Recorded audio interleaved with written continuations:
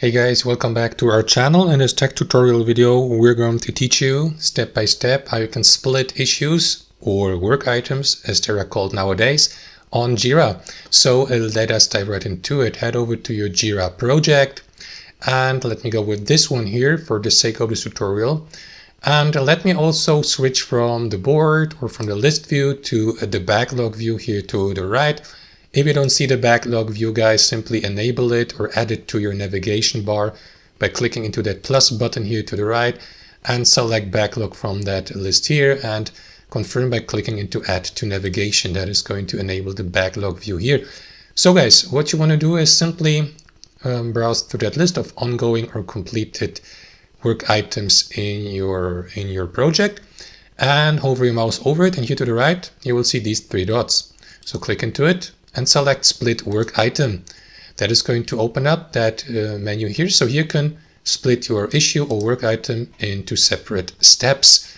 For example, guys, you can create a completely new step here, new work item, summarize it here or give it a name like, I don't know, step 1 of the process.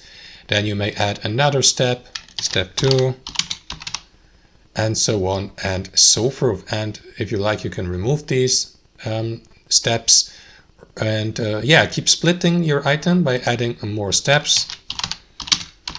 Of course, you can give it another name. That's step 1, 2, 3. Like, for example, if you're recording a video narration, I don't know, step 1 would be plugging in your microphone or giving Google Chrome access to your microphone, and so on and so forth. So do that and add as many steps as you like by clicking into add another. And last but not least, confirm the splitting by clicking to this button. Wait for a brief moment. And there you go. As you can see, you have created a new 3 work items, and they are all linked, to that one task here. That's basically it.